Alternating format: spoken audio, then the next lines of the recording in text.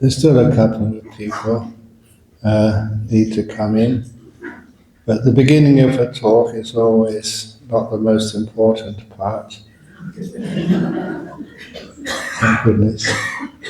We always start with something and then see if we can build it up into something very useful. And I've already mentioned what I'm going to talk about today as we're building up just on something like Anapanasati. That after coming to that 11th stage of Anapanasati, of Samadhahang Chitta, stilling that nimitta, that's the way you perceive the chitta at that time. Then the next stage is Vimochayang Chitta. And that means that liberating the mind. What does that mean? What does that mean? Not just a translation. It's actually freeing the mind from the five senses. Freeing that sixth sense from the world of stuff so that we can see what it's like. It's similar to that simile I've been saying several times already, that when you're born in prison, spent all your life in prison, and know nothing else but prison, the jail seems to be just ordinary. But then, in this simile, which I wrote a long time ago, that the prisoner is doing very well in jail. He finds a nice lady prisoner, they go out together, inside the prison of course, never outside, and they like each other, they get married, they have a few baby prisoners.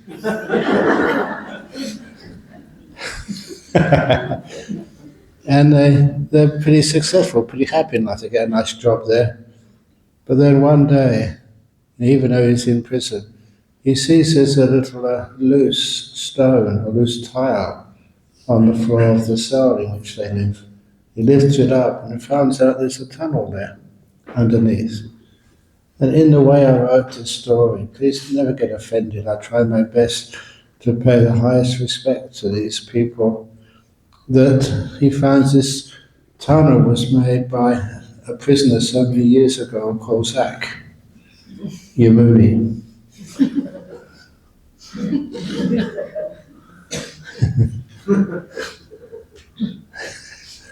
The Buddha.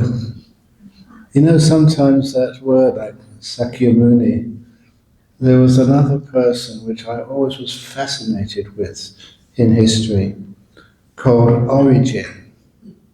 Origen was supposed to be a Greek who was very powerful in giving early Christianity in the 4th or 5th century AD a solid philosophical footing. However, no one knows too much about this Origen, except that he believed in rebirth, which at that time is kind of strange for a powerful, well-respected Christian to have such beliefs.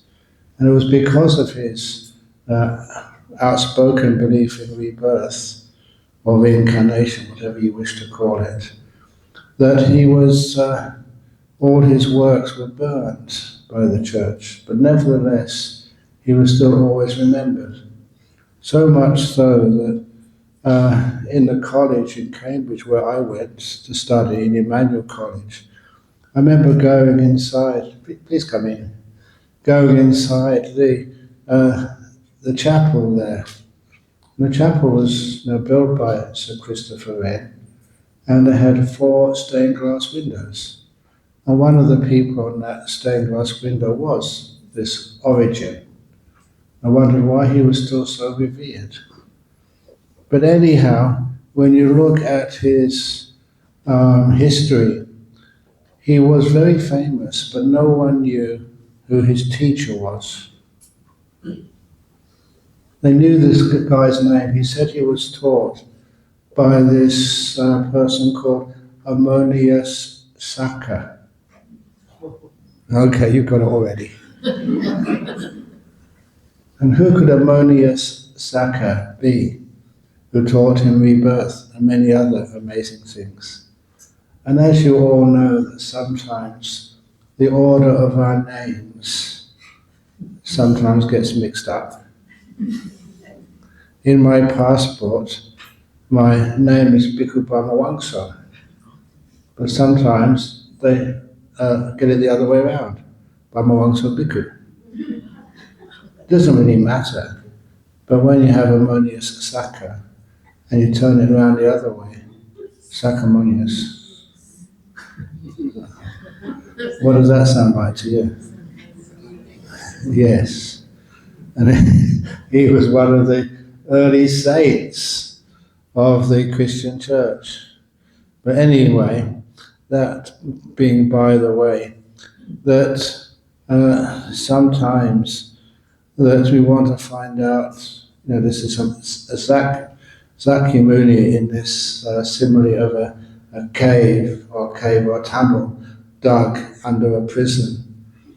That was, of course, the instructions for that tunnel was the Eightfold Path.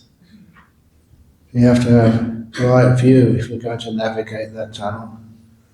And you got number 2. What's the second factor of the Eightfold Path? No.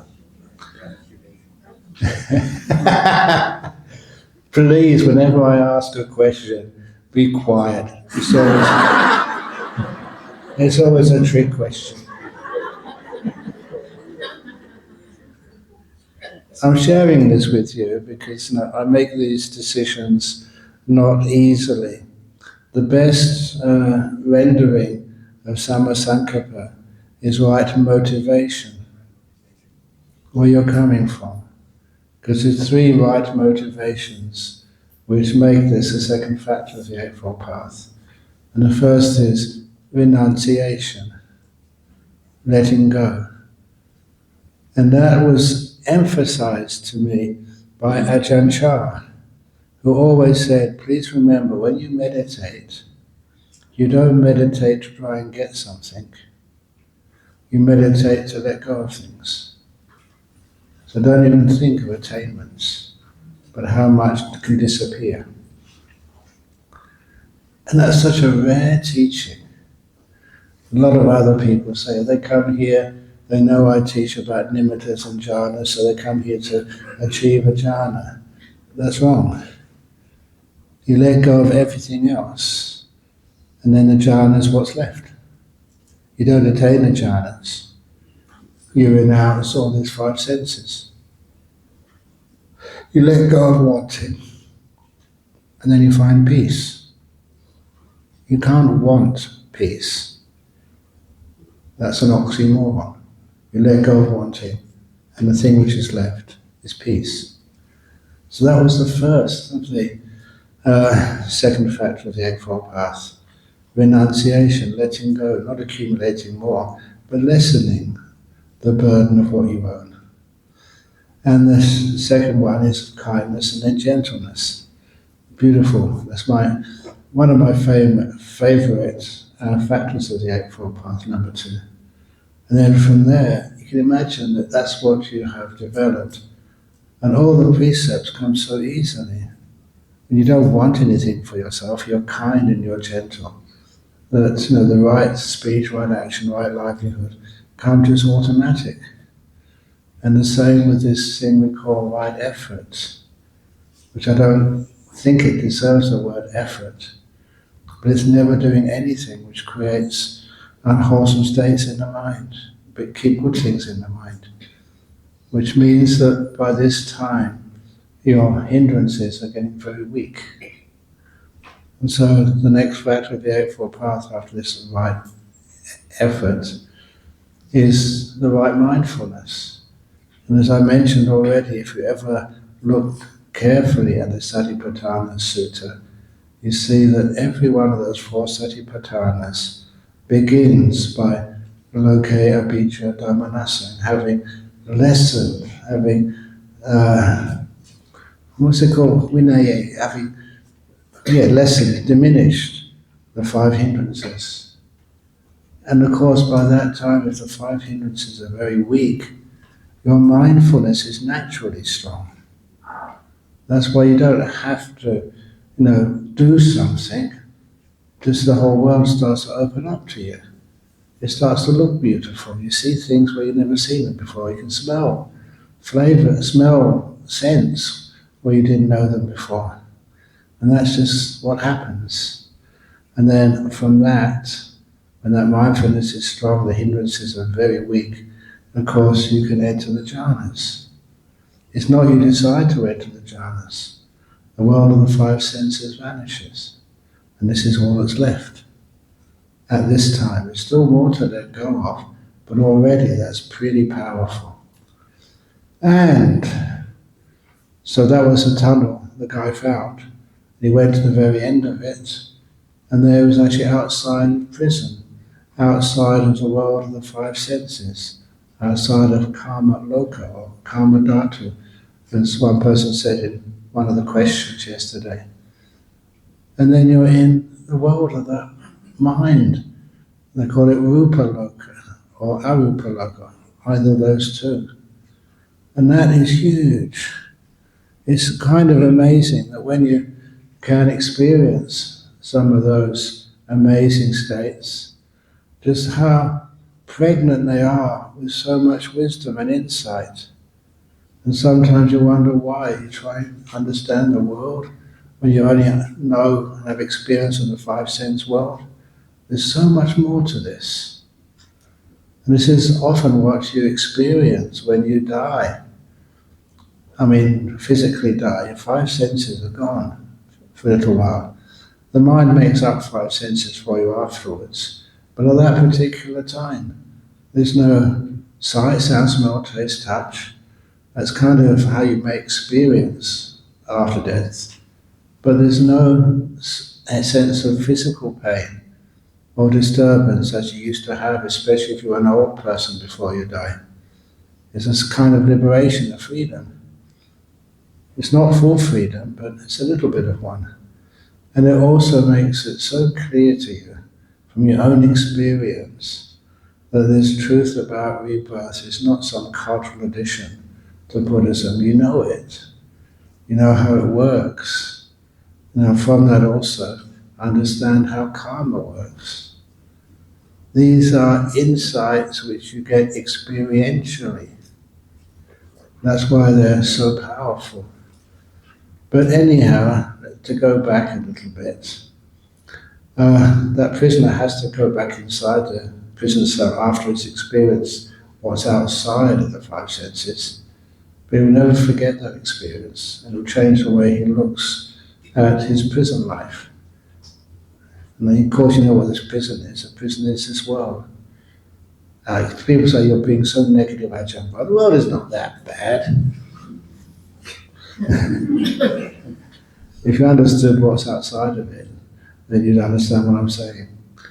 But the story of the Buddha, this is a Buddhist retreat, and I don't mind just going for broke on these retreats. In other words, not keeping anything back.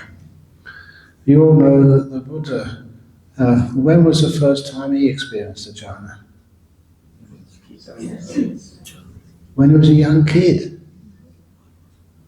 And there was a father who was doing a ploughing ceremony, and the Buddha was just sitting under, or the Buddha to be, was sitting under a tree, getting bored. Remember, in those days they never had video games. So he was sitting under a tree, not knowing what to do. And just fluked, is that the right word? I'm not sure, but it was totally unexpected, getting into a first jhana and blissed out. Of course, it was not a fluke, because that being, now Siddhartha Gautama, in his previous life, he was the monk Jyotipanna under Kassapa Buddha. I don't mind having arguments with people saying, no. The Buddha had many experiences in his previous lives. But this is from the Suttas, the Gatikara Sutta. Please read it. And it's in the Devabhuta Samyutta, where this beings, heavenly being, comes to visit the Buddha after his enlightenment. So the Buddha has just been fully enlightened.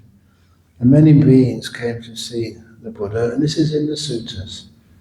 And this fellow said that, I just want to tell you this, a few more of your disciples have become fully enlightened. And the Buddha said, how do you know that? And he said, oh, just my name is Gatikara. We used to be village friends. We were best friends in a previous life. I could not ordain because I had to look after my parents. But nevertheless, I practiced well and became a non-returner. And I've just come down from the Sudawasa to congratulate you. But also, because you were my best friend. But also, that you were Jyotipala. And my best friend, you ordained. Became a bhikkhu under Kassapa the Buddha. Now imagine someone who has such spiritual potential became a monk under Kassapa, the previous Buddha. It doesn't say specifically, but wouldn't you guess and expect at least he became a stream winner, practicing under the Buddha Kassapa, or maybe something more. And it is only from the commentaries, but it says it so clearly that people who are once returners, for the most part, get reborn in the Tushita realm. And that's what we do know, that Siddhartha Gautama came down from the Tushita realm. And once he came onto this earth, it wasn't a normal birth. Sometimes you hear those stories and you think, oh, they're just made up. Like the story that the Buddha walked 7 steps and then spoke. So often, as a scientist, I thought, why do they spoil these teachings by making up all these silly magic stories, like, a baby walking? But over the years, you have amassed, collected stories. Not such as a Buddha walking, but one of the disciples over in Perth said that after she gave birth, a couple of days later, she was still in the hospital. Her baby had finished breastfeeding, and the baby by itself, and she was half laid down, crawled to her belly and then sat on her belly and crossed its legs in full lotus, put its right hand over its left hand, and started meditating. Freaked her out. It was a perfect meditation posture. She said, what's going on? She asked me as soon as she could. There's been other stories confirmed. This was this Western couple in Perth when their second child was born and they brought it home from the hospital. They were not Buddhists. I don't think they had much of any religion. They were just happy to have 2 healthy boys. And the elder boy, it was time for him to go to bed. So the 2 or 3-year-old said, no, Paul, go and say goodnight to your baby brother, Peter. Sometimes I get the names mixed up, but this will do. And so Paul went over to his baby brother just out of hospital. Good night, Peter. And then his baby brother said, good night, Paul.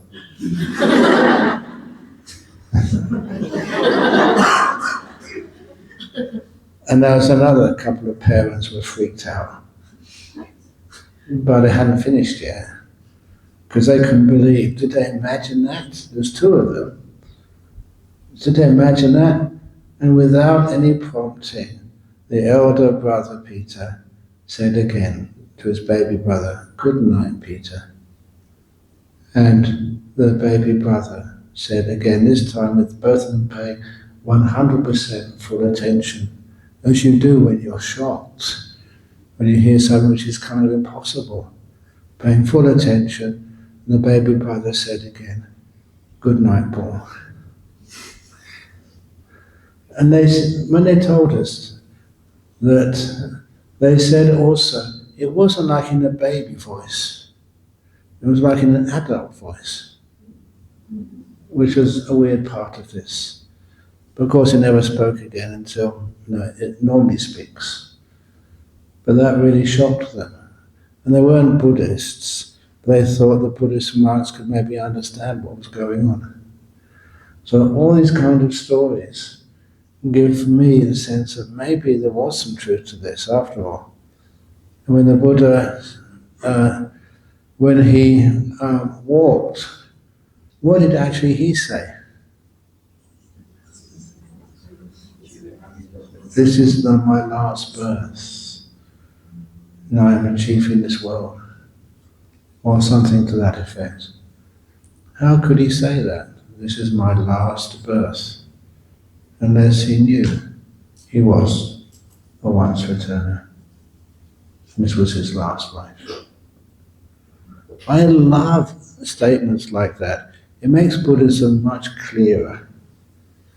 And also, it does mean that when the Buddha was a little 6 or 7-year-old boy sitting under the rose apple tree, getting bored, not knowing what to do, how it was possible for him to enter a first jhana.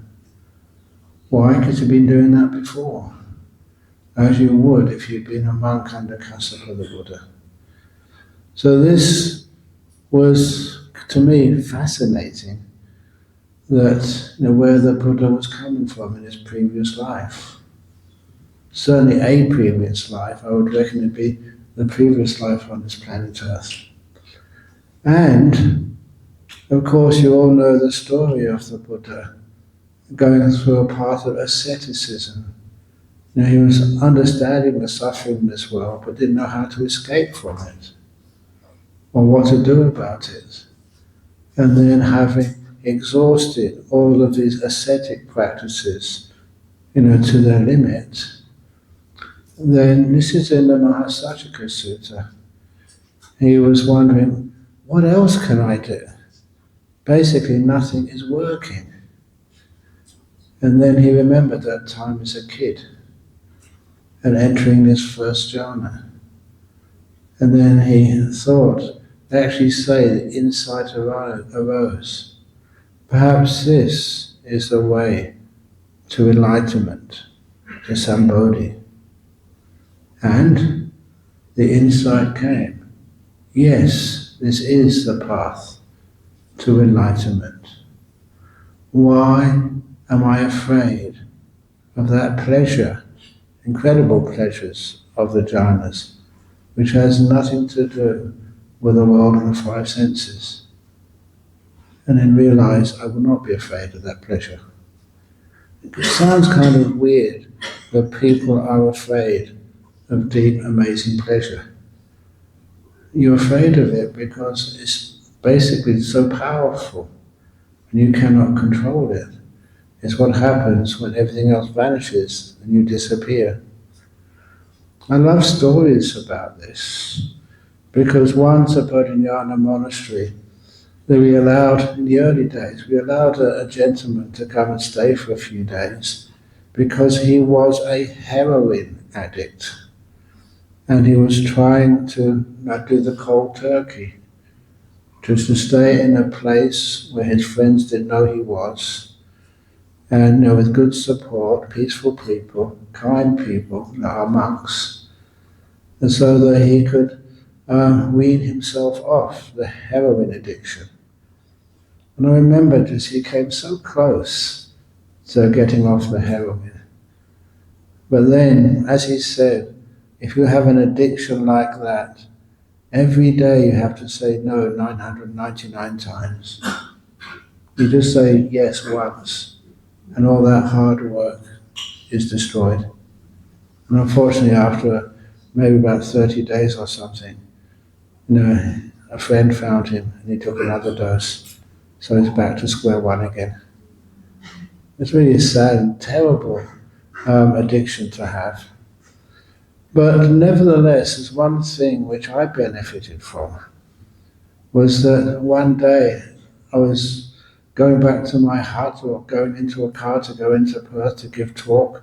He came running after me. He said, Ajahn Brahm, I never thought I'd say this. But I know you've said to me before, and I've said to you, the pleasures of these jhanas are far greater than the pleasures, please excuse my language, of sexual intercourse. You've heard me say that before. I don't know why people criticize me for that. You know, I wasn't born a monk, but since I've been a monk, I've been a good monk. This is times before. And I'm glad I had those experiences because I know what I'm talking about. And he said, I've heard you say that before, but what I never thought I would say is the pleasures of these deep meditations are greater than the pleasure of heroin. And he said, I know that. I was a heroin addict. And he said, I never thought I could find a pleasure deeper and better than heroin. And he said he found one. He managed to somehow get himself into a jhana and get close enough, and that was his reply to it. Unfortunately, he couldn't maintain that. But anyway, that's what we're kind of talking about. And if ever you do experience like a first jhana, just the first, okay? There's 3 others to go yet. And I say this because it kind of gives me goosebumps to say this. The Buddha described what you experience in the first jhana in many ways, but one of the ways he called it, he said, it's an experience of Sambodhi Sukha. And because I know my Pali and I know what that word means, Sambodhi Sukha means enlightenment happiness. It's not accurate, it's not enlightenment, but it's that close. If ever you want to have a taste of enlightenment, have a feel what it's like. Sambodhi Sukha. You enter a first jhana, and that's what you feel. As the Buddha said it. That's why, I don't know about you, but to me it's goosebump stuff. One of the other things, recently some of my monks went over to India, to the Buddhist holy places, and some of you went there as well, with them. And they asked me, Ajahn, why did you go there? I said, where? To the 4 Buddhist holy places. What are the 4 Buddhist holy places? Remember, when I ask a question, don't give the answer. No, Lumbini, Bodhgaya, Sana, Kusinara. No. That's not the 4 Buddhist holy places. That's the places where the Buddha's body would be. The place of the body's birth. The place of where the body sat in meditation. The place where the body taught the Dhamma, and the place where the body passed away. Was that the place where the Buddha hung out? The 4 holy places of Buddhism. And this is from the Chulahatipadopama Sutta. The 4 places where the Buddha hung out were first jhana, second jhana, third jhana, and 4th jhana. Now, I've been to Sri Lanka many, many times. I'm kind of well regarded there. I remember once I gave a talk explaining why the first sutta which was taught in Sri Lanka, the Arahat Mahinda, he actually flew to Sri Lanka himself, not on an aircraft. I've got no doubt about that. And when he got there, he taught this king a sutta, and the sutta he taught the king was the Chulahatipadopama Sutta. I sometimes wonder why. Why that sutta, which says where the Buddha lived. First jhana, second jhana, third jhana, fourth jhana, that's where you find what a Buddha is. These are powerful states of mind. My problem is that many people think that you, lay people, have got no chance of getting into a jhana. And I think that is so unfair and untrue. So for many years now, I've taught the ways into jhanas. Every now and again, some of you do that. You actually enter those jhanas. And just if one of you did, well done, Ajahn Brahm. You've given like an opening to real powerful Buddhism to you. You know that when I first started teaching jhanas, I was kind of surprised. When I went to Vietnam to teach, then I was told that the United Buddhist Sangha, because in Vietnam there's Theravada and Mahayana, because in the very south of Vietnam there's a lot of Cambodian influence for so many centuries. So the south of Vietnam is very Theravada, and the north and central Vietnam are mostly Mahayana. But good on them both, because they get on together and they do have meetings making decisions of what to do. And for Buddhism in Vietnam, one thing they decided was not to ban teaching jhana to lay people. If I was in Vietnam, I would be banned from teaching you this stuff. And I thought that's really, really unfair and wrong. But anyhow, by the time I started teaching, they changed the rules. They said, yes, you can teach. Because some of you get those jhanas. And now it got to the point, now thank goodness, that book which I wrote about jhanas, the Mindfulness Bliss and Beyond, otherwise called Happiness Through Meditation. I don't know which book you have here, but one of the disciples did translate that into Vietnamese. And now it is required reading for universities. It's a textbook. Simply because no one else was actually teaching how to enter these jhanas. And because it was banned for such a long time, there's a big vacuum there. But now that vacuum has kind of been filled. So these are important. And even, I'm not going to tell you which monastery this is, but I remember going to visit one monastery somewhere in this world. If I tell you where it is, it's give the game away.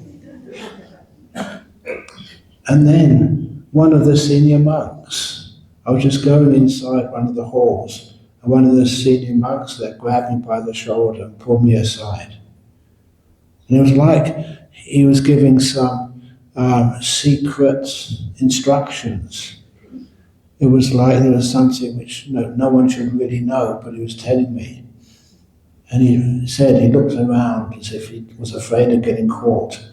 And he said, Ajahn Brahm, thank you for teaching jhana.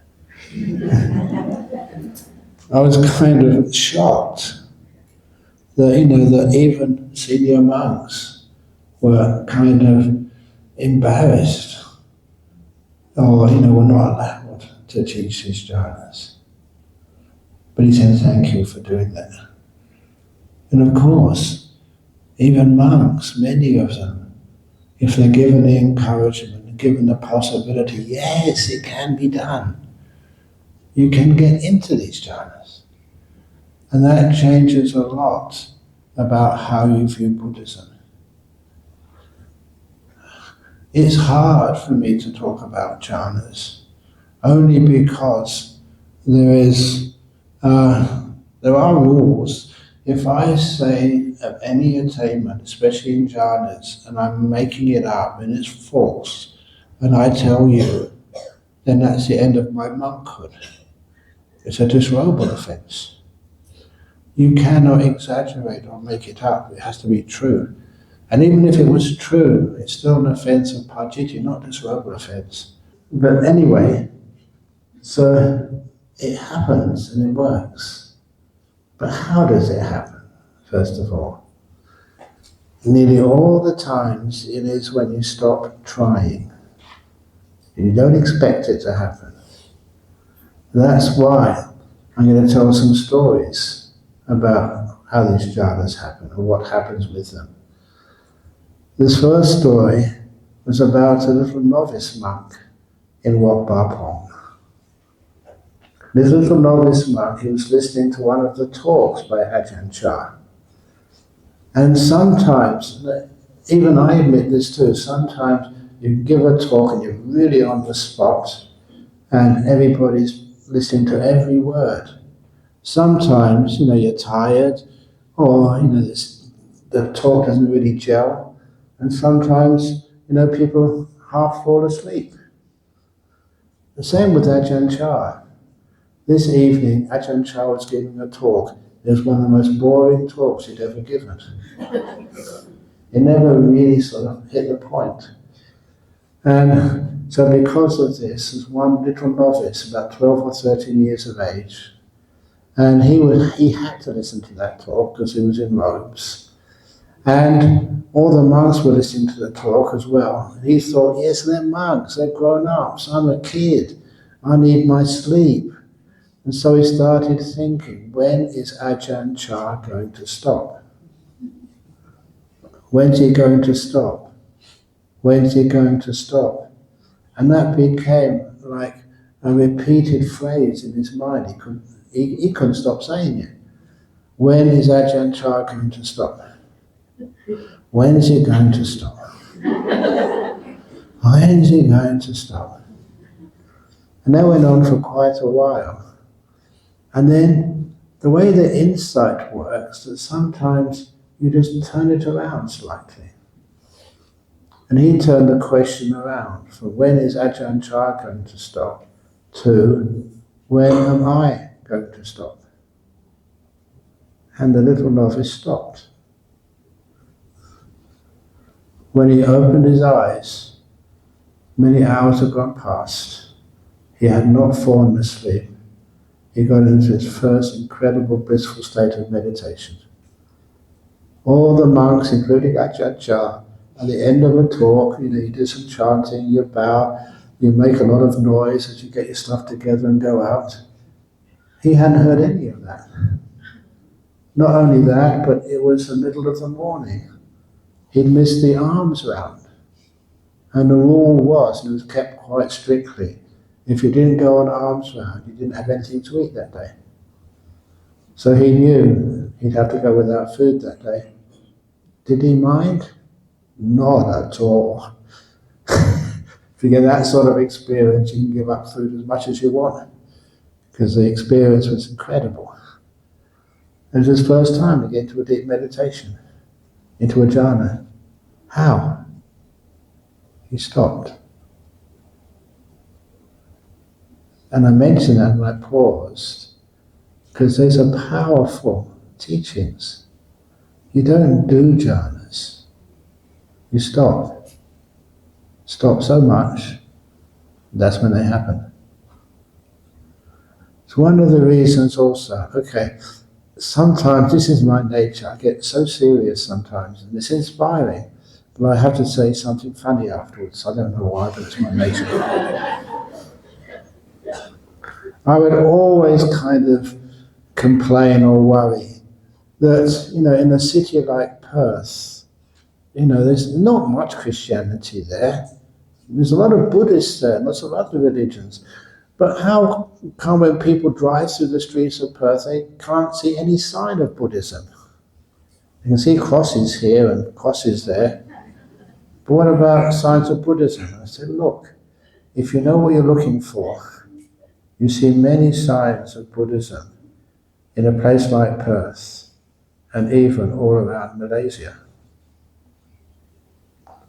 The stop sign.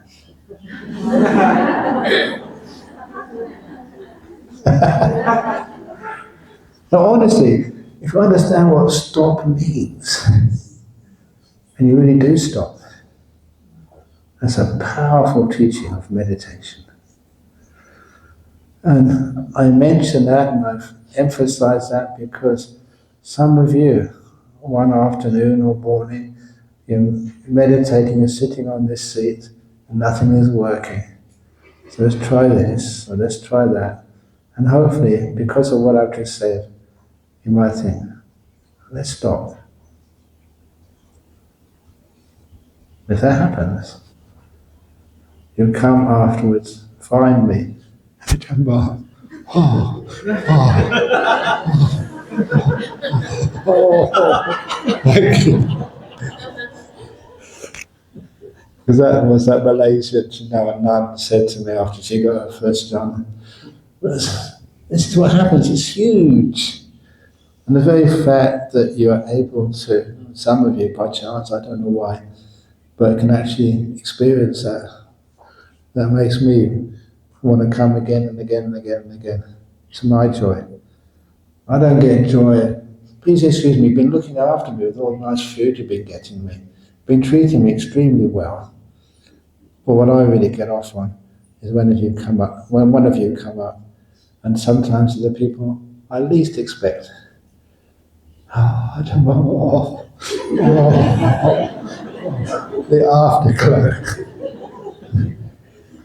Could you actually touch me? What the Buddha touched? Getting to know real Buddhism. Don't care what you call it, Mahayana, Theravada, Vajrayana, any yana. This is powerful stuff.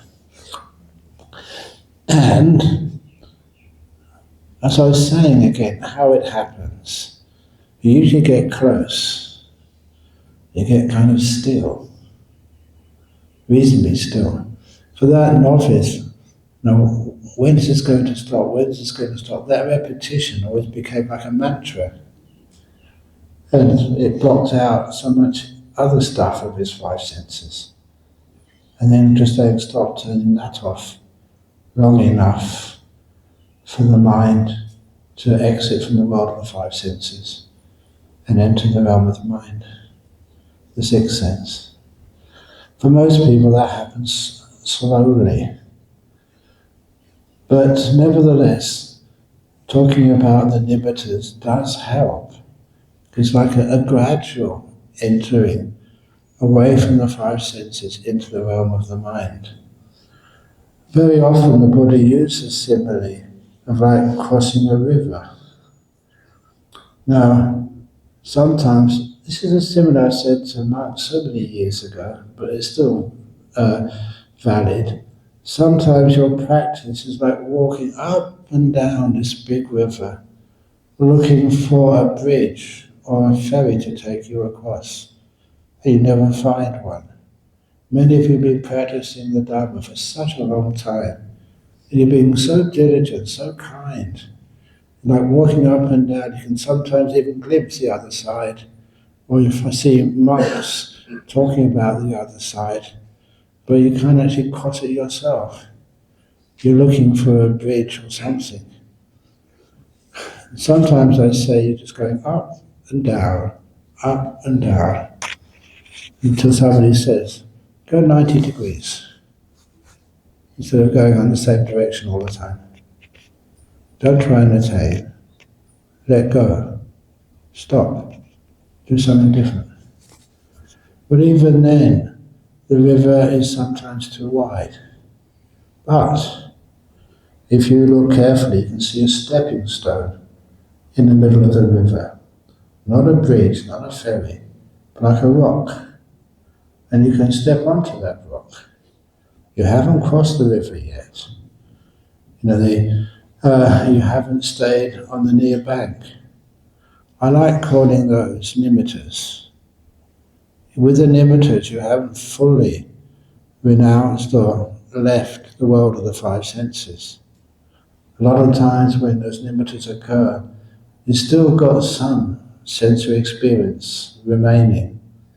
even though it's very weak. It's like you're halfway across the river. But of course from there it's easy to step the rest of the way. So nimittas are helpful. Then after the nimitta, this is how anapanasati is described. When that nimitta becomes still and powerful, it blocks out all of the other five senses. And so from that nimitta, it's easy to get so strong.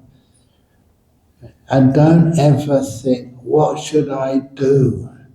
You don't do this.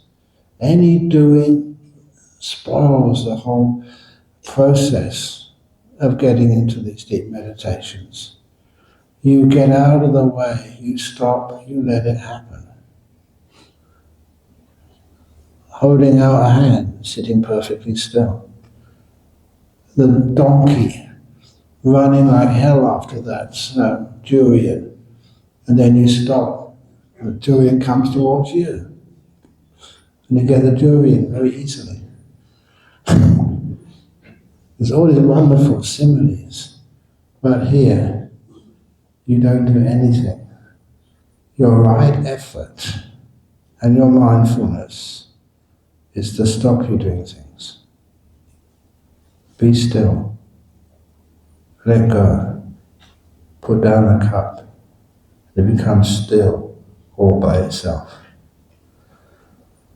And when that happens, it can happen for a long period of time. And I love telling stories of people who do this and what happens. This story is about a gentleman in Perth called Greg.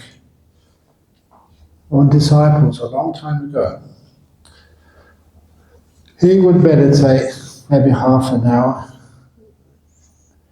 maybe 35 minutes. But one Sunday afternoon in Perth, he was just with his wife. They didn't have children.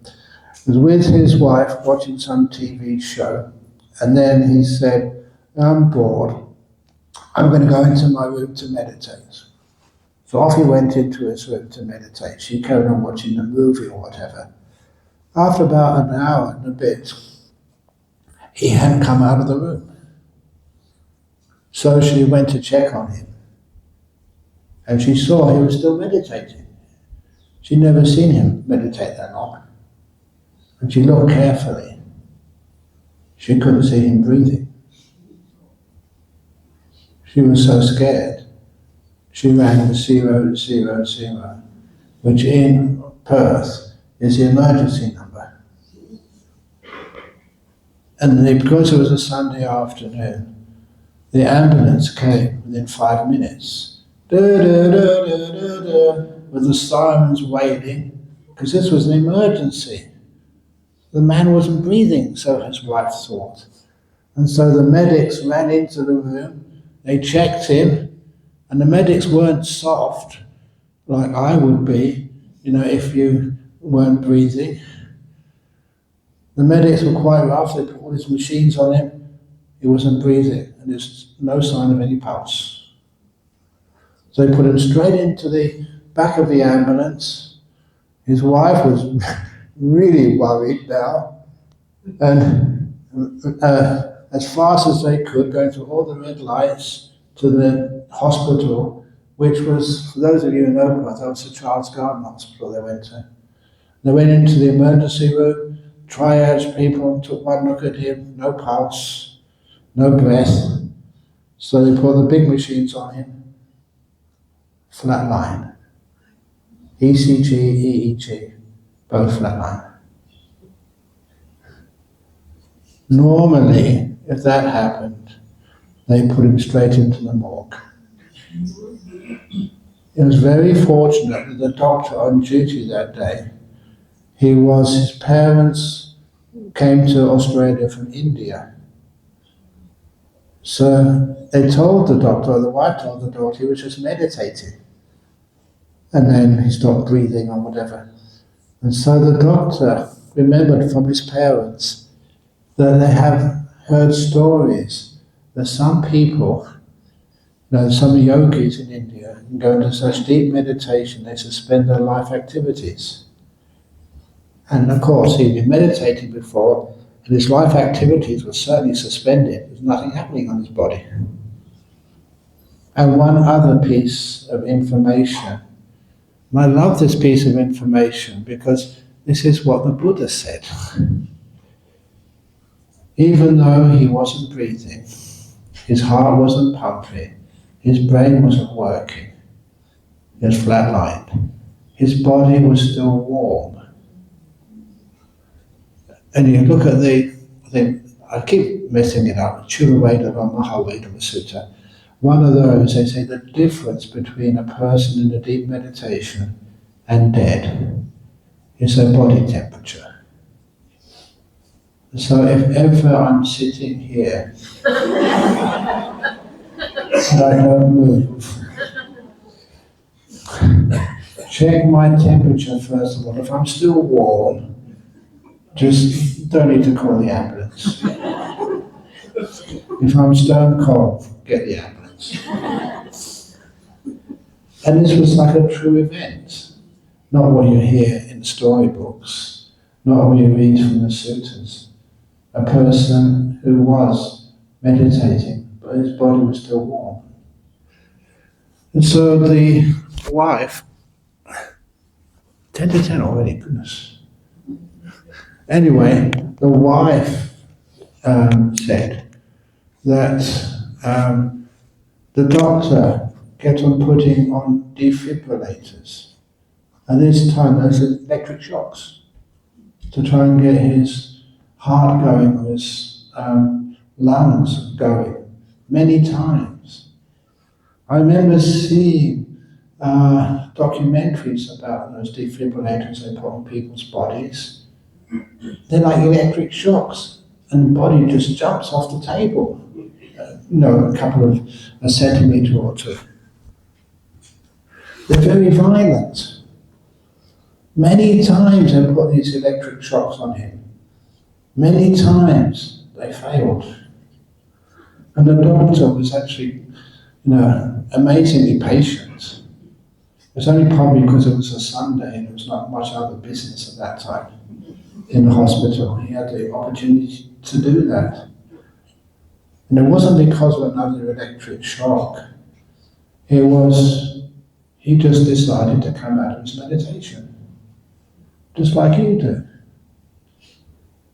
And he opened his eyes, said, "Where am I? This is not my bedroom." Of course, his wife was so relieved, and it took a while for them to say what had happened.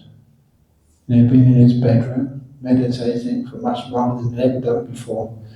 And then she was right, he wasn't breathing, and he didn't know that his heart was not pumping, but that's what occurred. And they took him to the hospital, they checked it out, and it was true. And thanks to that doctor, for not putting him in the morgue straight away. If he'd have gone in the morgue straight away, when he came out of his meditation, the morgue attendants would probably have to call the funeral directors. But he was fine. And I did ask him, were you aware during that time, when you were meditating and been taken to the hospital and having defibrillators on you, electric shocks on your body? He said, I was fully aware, but not of my body. I didn't know what my body was doing. I couldn't hear any sirens. I couldn't feel myself being lifted up. I couldn't feel electric shocks on my body. I was just blissed out inside. Aware of the bliss, but nothing else. But fully aware all the time. So yeah, that's what happens in those deep meditations. But then the doctor, what do I do with him now? So he gave him a full checkup. There was nothing wrong with him. In fact, the man, Greg, was so healthy, he said, well, you might as well go home. And he walked home. after being dead for a couple of hours. At least that's what it looked like. He walked home with his wife. And I also remember asking him, was there anything unpleasant about that experience? He said, yes. What?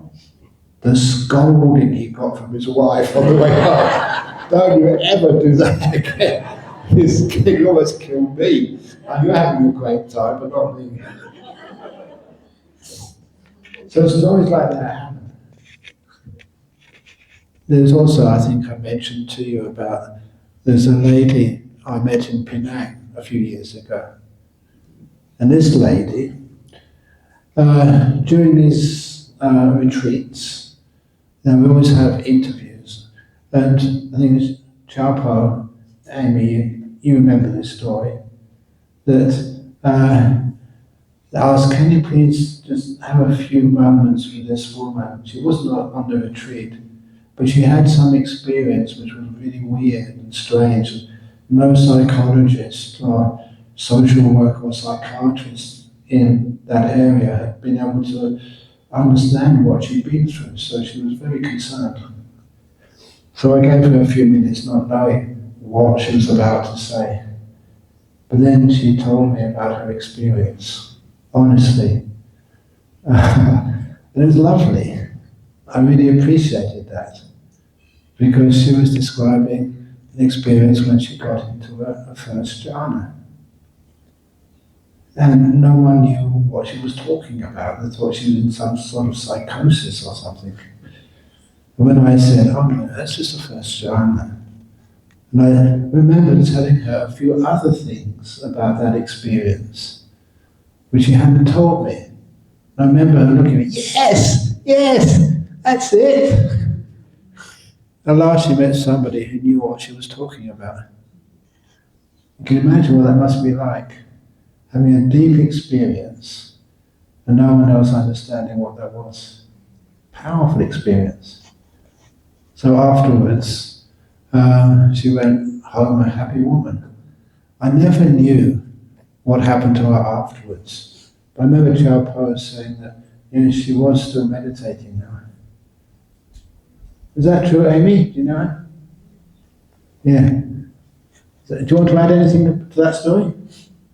Do you want to add anything?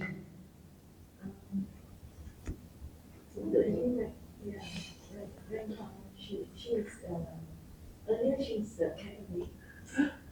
She was a Catholic, and then now she's a Buddhist.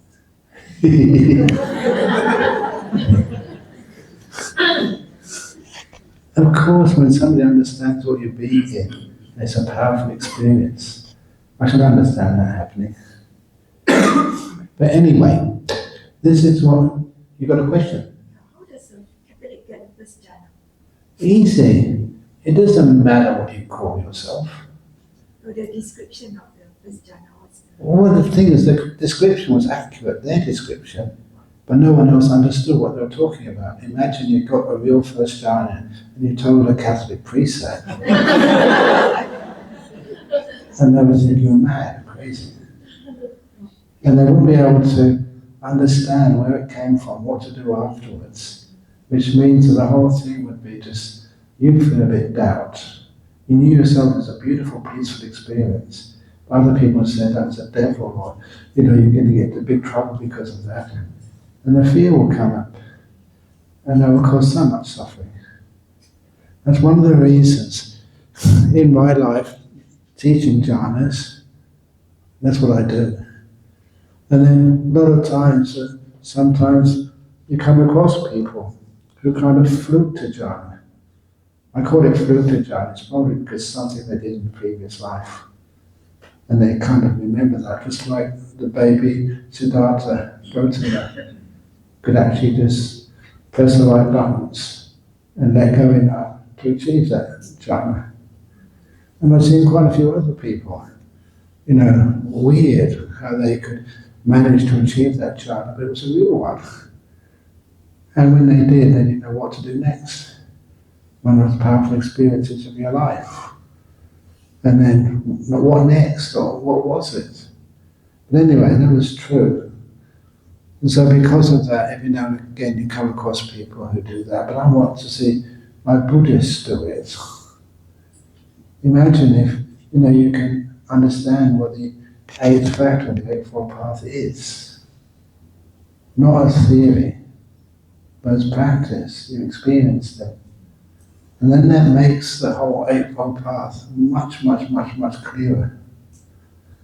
Because after you've experienced one of those spiritualities, it's not just for the bliss of it, it's not for some indulgence in happiness. It's because you've had that experience that your five hindrances, they have vanished for days. And because they vanish for days, you have this incredible opportunity to actually just see things as they truly are. Somebody asked me that question. What is seeing things as they truly are? They say this is caused and conditioned by the experience of jhana. Nati jhana apanyasa.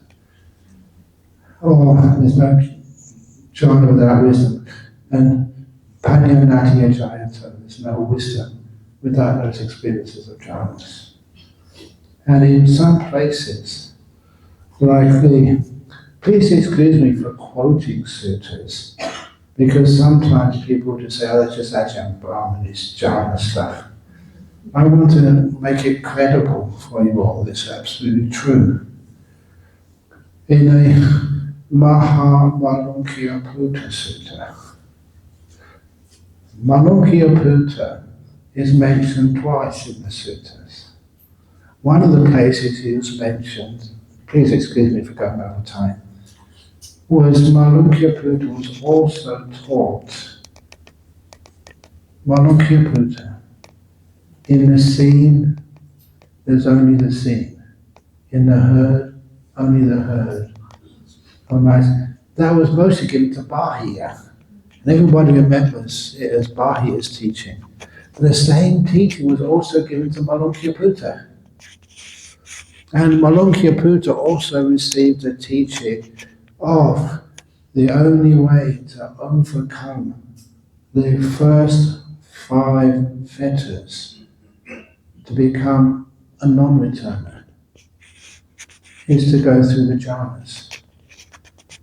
If you haven't experienced the jhana, you can't even comprehend what those 5 fetters truly are.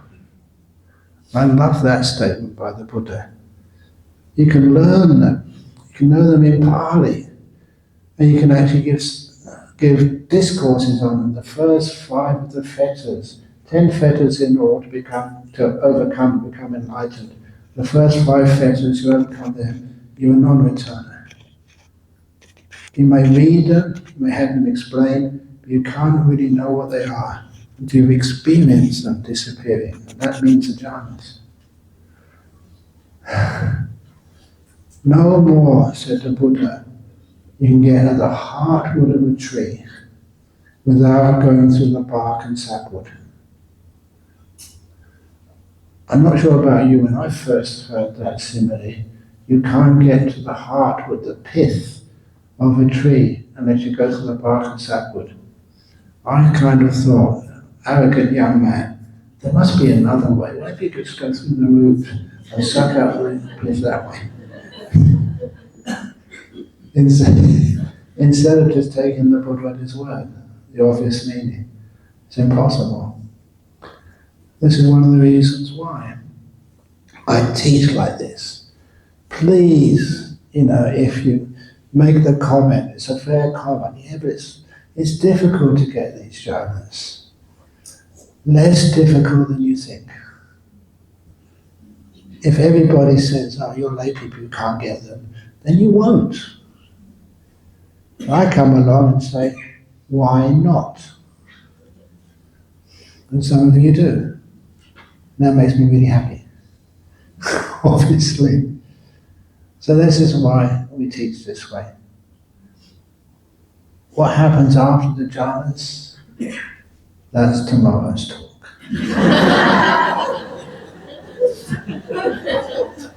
Thank you for listening.